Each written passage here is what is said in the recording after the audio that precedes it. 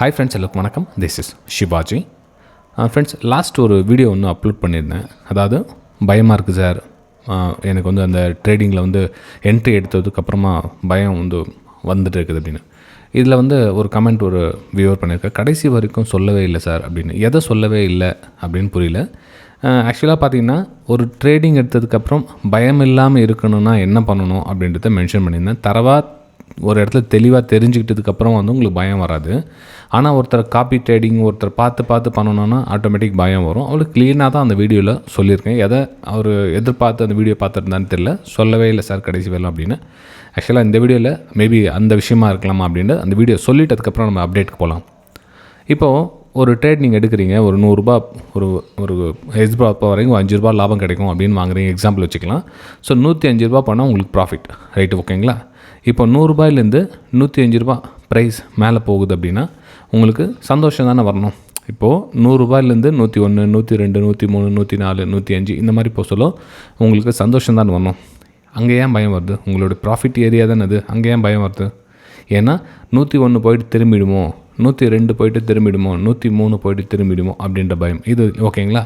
அதே சமயத்தில் கீழே வந்து 99 ரூபா வருது. ஓகே, அப்போ 99 ரூபா சொல்ல ஒரு ரூபா நஷ்டம் அடைஞ்சிச்சு அப்படின்னு கவலை வேறு, பயம் வேறு. நல்லா கவனிச்சிக்கோங்க.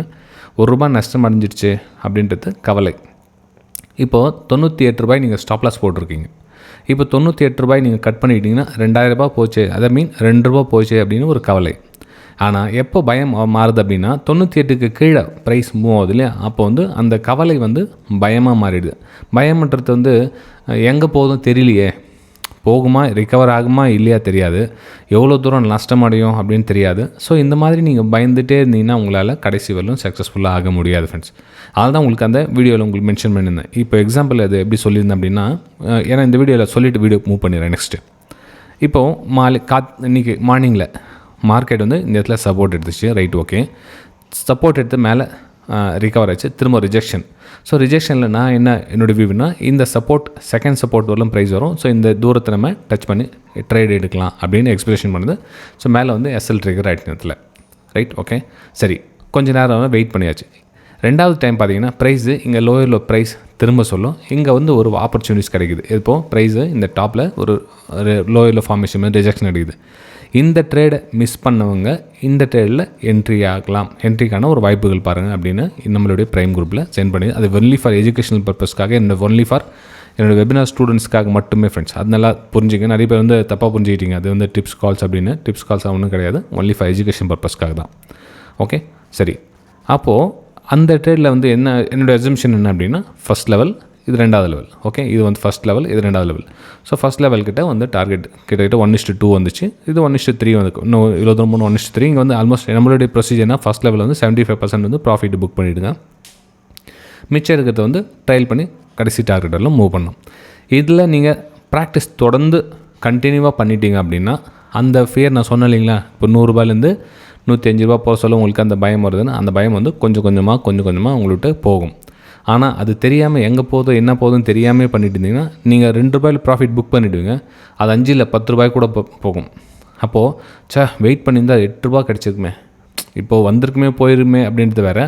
ஆனால் இப்போ ப்ரெசென்ட் என்ன நடக்குது அதுதான் நம்ம எடுத்துக்கணும். அப்போ பார்த்தீங்க அப்படின்னா என்னாவும் உங்களுக்கு ஆட்டோமேட்டிக்காக நெக்ஸ்ட் ட்ரேட் என்ன பண்ணுவீங்க, வெயிட் பண்ணிகிட்டே இருப்பீங்க. வெயிட் பண்ணிகிட்டே இருந்தால் என்னாவும் 100 ரூபா 102 ரூபா போனோன்னா திரும்ப கீழே வந்து உங்களுடைய எஸ்எல் ட்ரிகர் பண்ணணும். ஆனால் நீங்கள் என்ன பண்ணுவீங்க, லாஸ்ட் டைம் 8 ரூபா போச்சு வெயிட் பண்ணுவோம் அப்படின்னு சொல்லிட்டு ஸ்டாப் லாஸ் கொடுக்காம அங்கே அடம் பிடிப்பீங்க. ஸோ இதுதான் வந்து இருக்க சிக்கல். நீங்கள் என்ன பண்ணுங்கன்னா ஸ்டாப் லாஸ் மேலே கவனம் வச்சுக்கோங்க. ஸ்டாப் லாஸ் மேலே கவனம் வச்சுங்க. டார்கெட்டை ஃபிக்ஸ் பண்ணிவிடுங்க. பரவாயில்ல, நீங்கள் 10 ட்ரேடு ஸ்டாப் லாஸ் அடிக்கிட்டோம், 10க்கு 10 ட்ரேடு ஸ்டாப் லாஸ் அடிக்கிட்டோம், உங்களுக்கு டார்கெட் என்னவோ அடிக்கிட்டோம். அப்போ அந்த 10 ட்ரேடில் எத்தனை ட்ரேட் வந்து ஸ்டாப் லாஸ் ஹிட் ஆச்சுன்னு பாருங்கள். Sir 9 trade stop loss hit ஆகிடுச்சு, ஒரே ஒரு ட்ரேட் தான் டார்கெட் ஹிட் ஆச்சு அப்படின்னு சொல்லுங்கள் பார்க்கலாம். யாரும் சொல்ல மாட்டாங்க. ஏன்னா அவங்க ப்ராப்பராக மெயின்டைன் பண்ண மாட்டாங்க. கிடைச்சது போதும், இவ்வளோ தோணுது, இங்கே எக்ஸிட் ஆகிறேன், இல்லை இங்கே என்ட்ரி ஆகிறேன், இதுக்காக என்ட்ரி ஆகிறேன், அந்த மாதிரி ப்ராப்பராக ஒரு ரீசனே இல்லாமல் என்ட்ரி ஆனீங்கன்னா உங்களுக்கு அந்த சக்ஸஸ் வந்து அவ்வளோ ஈஸியாக கிடைக்காது ஃப்ரெண்ட்ஸ். ஓகே, ஸோ இந்த விஷயம் சொல்லமாச்சு, அதனால தான் அந்த வீடியோக்கு முன்னாடி சொல்லிவிட்டு நம்ம வீடியோ போகிறோம், ரைட், ஓகேங்களா? சரி, இப்போது ஏன் சார் இந்த இடத்துல என்ட்ரி எடுத்தீங்க அப்படின்னா, உங்களுக்கு காலேஜ் சொன்ன இந்த ரேஷன்ஸ் ஏரியா இருக்குது, அது நிறைய ஸ்ட்ரகிள் ஆச்சு. பையர்ஸ் பார்த்திங்கன்னா அவ்வளோ ஈஸியாக வந்து மேலே பிரேக் அவுட் கொடுக்கல. நிறைய ஸ்ட்ரகிள் ஆச்சு. ஒரு லோயரில் ஃபார்மேஷன் இங்கேயும் பண்ணாங்க, ஸோ இங்கேயும் லோயரில் ஃபார்மேஷன் பண்ணாங்க. ஸோ ஈஸியாக வந்து நம்ம லெவலில் டச் பண்ணாங்க. ஸோ அங்கேயே தெரிஞ்சிடலாம், ஓகே மார்க்கெட் வந்து ஸ்ட்ரகிள் ஆயிடுச்சு, இந்த ஜோனில் ட்ராவல் ஆகிட்டு இருக்குது அப்படின்னு. ரைட்டுங்களா? சரி, இது வந்து இன்றைக்கி நடந்து முடிஞ்சுக்காது சார். நாளைக்கு என்ன சார் பிளான் பண்ணலாம் அப்படின்னு பார்த்தீங்கன்னா, நாளைக்கு பாருங்கள், இருங்க ரிஃப்ரெஷ் ஒரு டைம் கொடுத்துறேன், ஏன்னா அப்பப்போ ரிஃப்ரெஷ் ஆகிட்டே இருக்குது.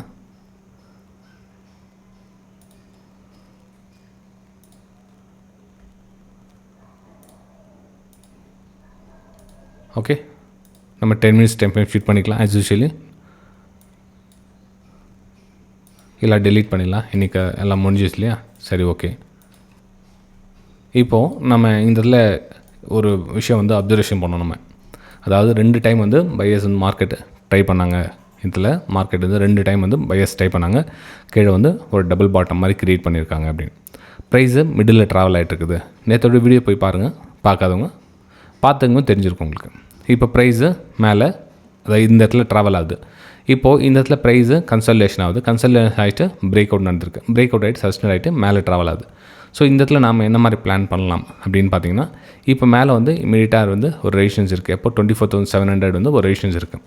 அப்போ ப்ரைஸு இங்கே சஸ்டெண்ட் ஆகுது. ஓகே, ப்ரைஸு இங்கே சஸ்டெண்ட் ஆகுது.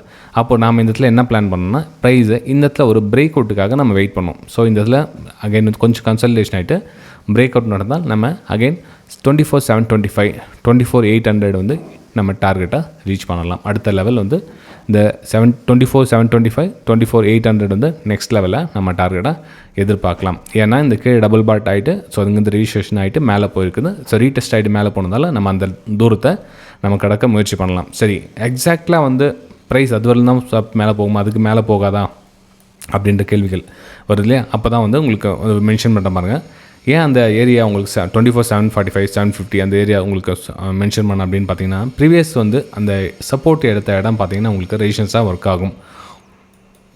ஓகே, ஸோ ரெசிஸ்டன்ஸாக ஒர்க் ஆகிறதுனால ப்ரைஸு அவ்வளோ தூரம் போகும் அப்படின்னு கணிக்கிறது தவிர வேறு எதுவும் இல்லை ஃப்ரெண்ட்ஸ். அந்த இடத்துல வந்து ப்ரைஸ் சஸ்டெண்ட் ஆகிட்டு நின்றுச்சு அப்படின்னா உங்களுக்கு ப்ரைஸ் இந்த இடத்துல சஸ்டெண்ட் ஆகிட்டு நின்றுடுச்சு, கொஞ்சம் நேரம் இங்கேயே ப்ரைஸ் ட்ராவல் ஆகுதுன்னா இன்னும் கொஞ்சம் மேலே போகிறதுக்கான ஒரு வாய்ப்புகள் இருக்குது. ஆனால் ப்ரெசென்ட் இப்போதைக்கு தூரம் பார்த்திங்கன்னா இந்த ரெசிஸ்டன்ஸ் லெவலை டச் பண்ணுறதுக்கான ஒரு வாய்ப்புகள் இருக்குது நிஃப்டி 50ல். ஓகே, சரி, நெக்ஸ்ட் நம்ம பேங்க் நிஃப்டி பார்க்கலாம். சார் நீங்கள் ஃபண்டமெண்டல் நியூஸில் எதுவும் சொல்லவே மாட்டேன்றீங்க, டெக்னிக்கல் அனாலிசிஸ் மட்டும் சொல்கிறீங்களே அப்படின்னு கேட்பீங்க. ஆக்சுவலாக எனக்கு வரது தான் நான் சொல்ல முடியும். எனக்கு ஃபண்டமெண்டல் வந்து அவ்வளோவா தெரியாது. எனக்கு நாட்டு நடப்பு இந்த நியூஸ் சேனல் பார்த்துட்டு இருக்காங்க, ட்ரம்ப் அப்படியாச்சு, ரஷ்யா அப்படி போச்சு வந்துச்சு, நிறைய பிளாப் பேசிகிட்டே இருப்பாங்க. ஆக்சுவலாக வந்து இந்த 20 வருஷமாக அந்த ஃபீல்டில் இருக்கேன். அந்த நியூஸ் பேஸை ஒரு குறிப்பிட்ட ஸ்டார்டிங் ஸ்டேஜில் 2008 9 10 பார்த்தீங்கன்னா அதிகமான நியூஸ் பார்ப்பேன். 2011 12 கூட நிறைய நியூஸ் பார்ப்பேன். நியூஸ் பார்க்கறதுனால எனக்கு எதுவும் அது சாதகமாக தெரியல. ஜஸ்ட் ஒரு ஃபார்மாட்டிக்காக பார்க்குறது வேறு, அது நம்ம ட்ரேடிங் அப்ளை பண்ணுறது வேறு. எனக்கு வந்து அந்த ஃபண்டமெண்டல் நியூஸ் வந்து எனக்கு அப்ளை பண்ணால் எனக்கு யூஸ் எதுவும் ஆகலை. ஸோ அதனால் நான் எடுத்துக்கல, அவ்வளோதான். ரைட், ஓகேங்களா? சரி, இப்போது பேங்க் நிஃப்டி வரலாம். பேங்க் நிஃப்டியில் என்ன சார் நீங்கள் உங்களுடைய பார்வையில் என்ன தெரியுது அப்படின்னு பார்த்தீங்கன்னா, பேங்க் நிஃப்டி கொஞ்சம் லைட்டாக வீக்காக இருக்குது. ஏன்னா இந்த ரெசிஸ்டன்ஸை இந்த ரெசிஸ்டன்ஸுக்கு கீழே ட்ராவல் ஆகிட்டு இருக்குது. அதே மாதிரி இன்றைக்கி மார்க்கெட் வந்து ஒரு பர்டிகுலர் ஸ்டேஜில் ஓப்பன் ஆச்சு, அங்கேருந்து பார்த்து ரிஜெக்ஷன் ஆச்சு, கீழே வந்து க்ளோசிங் கொடுத்துச்சு. இந்த இடத்துல நிறைய நம்மளுடைய ஓல்டு வெபினார் ஸ்டூடெண்ட்ஸ் வந்து ட்ரேட் எடுத்திருப்பாங்க. எங்கே இந்த இடத்துல ஏன் அப்படின்னா உங்களுக்கு ஆல்மோஸ்ட் நம்ம ரெகுலர் ஸ்ட்ராட்டஜி உங்களுக்கு சொல்ல தான் 50 மினிட்ஸ் டைம் ஃப்ரேம் ஸ்ட்ராட்டஜி அழகாக வந்து அமைஞ்சிருக்கு. 50 மினிட்ஸ் 10 மினிட்ஸ் எதுனா எடுத்துங்க. ஸோ அந்த சின்னதாக இந்த மூமெண்டம் கேட்ச் பண்ணியிருப்பாங்க. இந்த மூமெண்டமில் நல்லா ஈஸியாக ட்ரேட் எடுத்துக்கலாம் இந்த மூமெண்டம். ஸோ இந்த அதுக்கு மார்க்கெட் வந்து சைட்வேஸ். ரைட்டுங்களா? சரி, இப்போ என்ன சார் பிளான் பண்ணலாம் அப்படின்னு பார்த்தீங்கன்னா, பாருங்கள் மார்க்கெட் வந்து இந்த ஹையை பிரேக் அவுட் பண்ணிடுச்சு அப்படின்னு எக்ஸாம்பிள் வச்சுக்கலாம். பிரேக் அவுட் பண்ணிச்சா நெக்ஸ்ட் வந்து உங்களுக்கு ரெசிஸ்டன்ஸ் லெவல் தொடுவதற்கான வாய்ப்புகள் இருக்குது. இந்த தூரம் வந்து பேங்க் நிஃப்டி தொடுவதற்கான ஒரு வாய்ப்புகள் இருக்குது. ஆனால் இந்த ஹையை பிரேக் தாண்டி க்ளோஸ் வைக்கணும். அதாவது அந்த ஹை அப்படின்றது எப்படின்னு பார்த்தீங்கன்னா 55,350 55,350 தாண்டி உங்களுக்கு க்ளோஸ் வச்சிடுச்சு அப்படின்னா ஒரு அப்பர் சைடுக்கான ஒரு பிளான் பண்ணலாம். ஏன்னா இந்த கன்சல்டேஷன் நமக்கு தேவை. இந்த கன்சல்டேஷன் ஆகிடுச்சு. ஓகே, ஸோ இப்போ வந்து நம்ம வந்து ஒரு அப்பர் சைடுக்கான ஒரு பிளான் பண்ணலாம். எனக்கு கீழே வந்து சப்போர்ட் எடுத்திருக்காங்க. இந்த ரேஞ்சில் ப்ரைஸ் வந்து ட்ராவல் ஆகிட்டு இருக்குது. லென்த்தாக நீங்கள் போட்டிங்க தெரியும் உங்களுக்கு. இந்த ரேஞ்சில் ப்ரைஸ் ட்ராவல் ஆகிட்டு இருக்குது. இது பாட்டம்லேயும் இருக்குது. ஸோ மேலே வந்து ரெசிஸ்டன்ஸ் ஏரியா காமனாக இருக்குது. ப்ரைஸ் இந்த ஒரு அப்பர் சைடுக்கான பிளான் பண்ணலாம். கிட்டத்தட்ட 55,550 600 அப்படின்ற ரேஞ்சிலும் பேங்க் நிஃப்டி மூவ் ஆகிறத பார்க்கலாம். சரி, டவுன் சைடு என்ன பிளான் இருக்குது சார்? அப்படின்னு பார்த்தீங்கன்னா டவுன் சைடு வந்து பாட்டமில் சின்னதாக ஏரியா கம்மி தான் 55,000 ரவுண்ட் நம்பர் இருக்குது. ஸோ இந்த இடத்துல உங்களுக்கு பிரேக் டவுன் என்ன ஆச்சு அப்படின்னா இங்கே கீழே சின்னதாக ஒரு சப்போர்ட் எடுக்கிறதுக்கான சான்ஸ் இருக்குது. இந்த மிடில் ட்ராவல்ஸில் கொஞ்சம் சீக்கிரமாக எக்ஸிட் ஆகுது பெட்டராக இருக்கும். ஏன்னா 55,200ன்றது 55,200 point different. Bank Nifty 200 point பெரிய விஷயம் கிடையாது, ஆனால் ஈஸியாக வந்து டச் ஆகிடும். அதே மாதிரி அப்பர் சைடு அப்படின்றது இதில் பிரேக் அவுட் ஆச்சுன்னா இங்கேருந்து ஒரு 300 பாயிண்ட் மேலே போகிறதுக்கான ஒரு வாய்ப்புகள் இருக்குது ஃப்ரெண்ட்ஸ். ஸோ இது வந்து பேங்க் நிஃப்டியில் என்னோடய வியூஸை நான் ஷேர் பண்ணிக்கிட்டேன். நெக்ஸ்ட் நம்ம சென்செக்ஸ் பார்க்கலாம். சென்செக்ஸ் என்ன சார் பிளான் பண்ணலாம் அப்படின்னு பார்த்தீங்கன்னா, சென்செக்ஸு ரெசிஸ்டன்ஸ் கிட்ட தான் வந்து ட்ராவல் ஆகிட்டு இருக்குது ஸ்டில் இன்னமும். ஸோ ரெசிஸ்டன்ஸ் கிட்ட ட்ராவல் ஆகிறதுனால ப்ரைஸு இந்த கன்சல்டேஷன் ஆகிட்டு இந்த இதில் வந்து பிரேக் அவுட் நடந்திருக்கு இல்லையா, இந்த இடத்துல ப்ரைஸ் கொஞ்சம் கன்சல்டேஷன் ஆகிட்டு பிரேக் அவுட் நடந்தால் ஒரு அப்பர் சைடுக்கான ஒரு பிளான் பண்ணிக்கலாம். அதனுடைய ஸ்விங் லோவை நீங்கள் ஸ்டாப் லாஸை போட்டுவிட்டு உங்களுடைய ரிஸ்க் ஏற்ற மாதிரி நீங்கள் பிளான் பண்ணிக்கலாம். டார்கெட் அப்படின்னு பார்த்தீங்கன்னா அப்பர் சைடு வந்து 81,000 வரலும் ப்ரைஸ் வந்து ஒரு அப்மூவ்க்கான ஒரு பிளான் பண்ணிக்கலாம். இது வந்து சென்செக்ஸில் என்னோட வியூஸை நான் ஷேர் பண்ணிக்கிட்டேன். இந்த வீடியோ உங்களுக்கு பிடிச்சிருந்தா மறக்காமல் சேனலை சப்ஸ்கிரைப் பண்ணி பெல் ஐக்கானை கிளிக் பண்ணி வச்சுங்க. நம்ம அடுத்த வீடியோ சந்திக்கலாம். தேங்க்யூ.